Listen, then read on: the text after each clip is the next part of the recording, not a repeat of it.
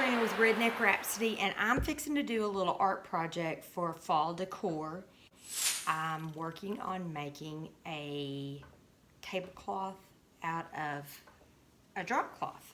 I've got my seams hemmed up on the side. I cut it down from 6x9 to 6x6 so it'd fit my table. But we're really not great about doing table runners and putting out placemats and all that. So I figured this year I got that good deal, and this kind of fallish looking this drop cloth is. And what I'm gonna do is I have a Cricut, and so I had cut out stencils when I did the paint business up at my shop, to where I can do the outline of leaves, or I can do the leaves and pumpkins and acorns and things like that. So I'm gonna get busy and do some painting and show y'all kind of how I do that. Let's see, can you see all those? I've got all these paints and paint brushes, all this goodies.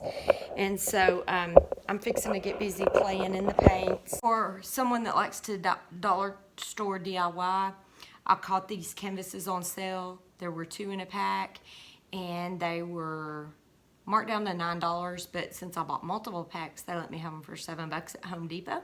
So that means this cost me a whopping $3.50. You can't usually find a tablecloth anywhere that's that price.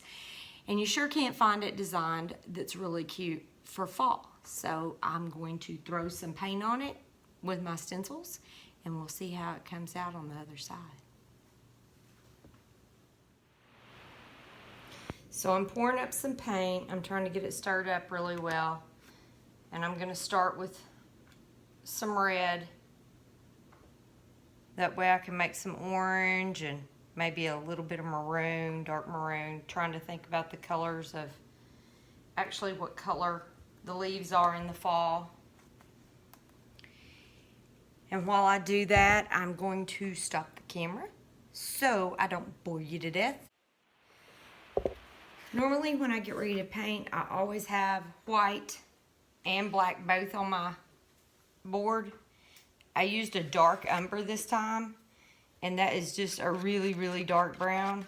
And considering it's fall, I don't know that I really need black, but I do have it here. But I showed you my expensive paint palette. It's a Dixie plate.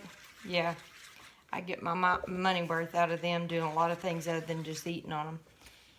So I've mixed up my paints, and I'm sure I will mix up the colors, but I'm trying to process how I really want to go about painting the design on this. There's a seam down the middle of it. I think I will use that to kind of mark my area that I'm gonna paint on. And I don't know if I want to use a pattern or go completely random, because when the wind blows the leaves, it goes a little random sometimes.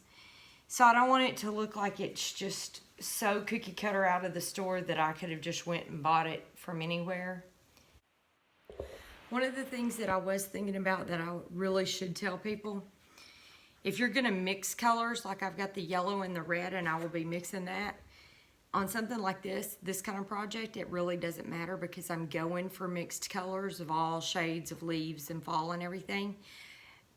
But if I was doing like painting a picture, if you're gonna mix red and yellow for an orange or a peach with, you know, a little bit of white to it and everything, you want to mix up a big, the amount you'll need to do the whole thing if you want it all one color. Because chances are, if you ever getting that exact right shade, if you've ever slid your color thing on your computer, if you don't copy that code down, you don't get that exact shade from one page to the next when you're changing it on something.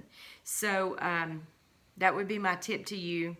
If you're mixing colors, make sure you have plenty of whatever you're gonna need, especially if you're putting it on your walls in your house, because I've made that mistake. Yeah, don't do that. So the boys took my phone and were messing with it a while ago, but I didn't get everything I wanted to on video. But I'm still working on some of this, and I'm not in love with not getting the pumpkin down all the way to the bottom. But there's a couple of my leaves I'm starting to work on. So I'm just painting it to where it'll kind of be a runner. And I'm going to let them dry really well, and then I'll go back and hit them with a little bit more accent to where they'll have a little pop of color, like I may add a little gold and bronze metallic, but I've been trying to vary my leaves to where they have the colors of fall like a real leaf, not just like something that's painted one solid color. So anyway, that's just to go to show you where I'm at. And I'm going from end to end, back and forth, so I don't get my own wet paint. But that's what my plate looks like after I've just done a few leaves. When I tell you I mix colors as I go, there you go.